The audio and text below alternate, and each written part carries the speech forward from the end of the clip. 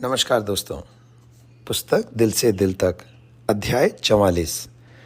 बीमारी भी मिला सकती है दिल से दिल।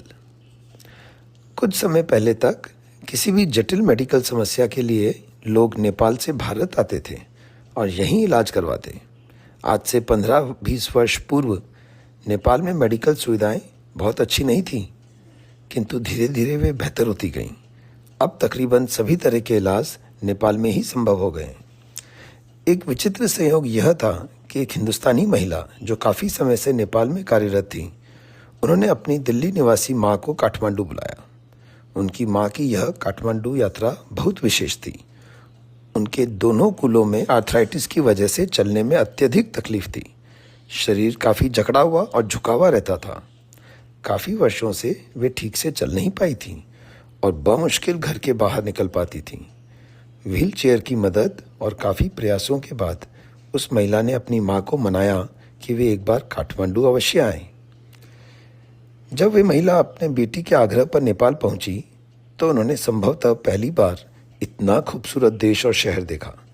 बिटिया को लगा क्यों ना आर्थराइटिस के लिए माँ को एक हड्डी रोग विशेषज्ञ को भी दिखाया जाए। डॉक्टर ने उन्हें देखकर कहा, आपको अपने कूल्हे का प्रत्यारोपण करवा लेना चाहिए। कूल्हे का प्रत्यारोपण, वह भी नेपाल में? यह वाकया करीब 2001 या 2 का होगा। महिला खुद दिल्ली की थी और उन्होंने दिल्ली जयपुर के डॉक्टर्स को मना कर दिया था कि वे ऑपरेशन नहीं करवाएंगी। उनकी बिटिया ने उनको समझाया कि अगर आप ठीक हो जाएंगी तो इस खूबसूरत दुनिया को और अच्छी तरह से देख पाएंगी, चल फिर पाएंगी। अंततः वे तैयार हो गईं और उन्होंने ऑपरेशन की सहमति दे दी। दोस्तों, पहला ऑपरेशन हुआ जो सफल हुआ। उन्हें काफ़ी फ़ायदा भी मिला। हिम्मत करके कुछ वर्ष बाद उन्होंने पुनः नेपाल आकर अपना दूसरा कूल्हे का भी ऑपरेशन करवा लिया। वह भी पूरा सफल रहा। अब वे चल फिर सकती थीं और उनका जीवन क्रम पहले से काफ़ी बेहतर हो गया। उनके दर्द में काफ़ी कमी आ गई। पूरे परिवार में प्रसन्नता की लहर दौड़ी कि इतने सालों के बाद ही सही आखिर उनके दोनों ऑपरेशन सफल हुए। उनकी बिटिया ने डॉक्टर को धन्यवाद देते हुए कहा कि मैं आपको ये बता नहीं सकती कि आपने हमारे जीवन और माँ पर कितना बड़ा उपकार किया है। ये जो महिला है, ये मेरे पिताजी की दूसरी पत्नी है। मेरी माँ का देहांत बचपन में ही हो गया था। सौतेली माँ होने की वजह से मेरे मन में हमेशा एक संकोच और डर रहता था कि मेरे उनके संबंध किस तरह के होंगे। मैंने इस तरह की बात कई कहानी किस्सों में भी सुनी थी और मैं भी कभी भी उस भय को नहीं मिटा पाई थी। हालांकि मुझे पता था कि ये मुझसे बहुत प्यार करती हैं, लेकिन मैं न जाने क्यों हमेशा आशंकित ही रहती थी। इस ऑपरेशन के दौरान भी मेरी यही मनस्थिति थी कि यदि कुछ विपरीत हो गया तो मुझे हमेशा इस प्रसंग को एक अभिशाप या ग्लानि के रूप में झेलना होगा। लेकिन आपने बेहतरीन ऑपरेशन किया और मुझे अब ऐसा लगता है कि इन महीनों में मैं अपनी माँ के और करीब आ गई हूँ।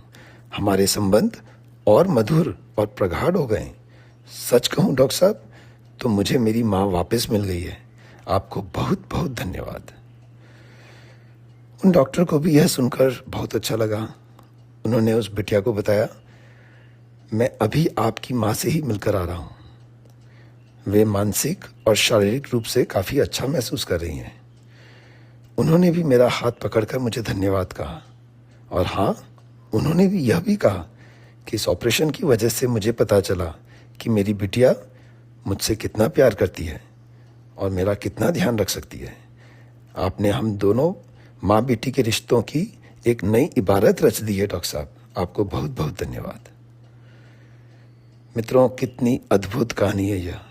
सोचकर हैरत होती है कि शारीरिक पीड़ा और विपरीत परिस्थितियां भी दो मनुष्यों के बीच प्रेम का सेतु बन सकती हैं।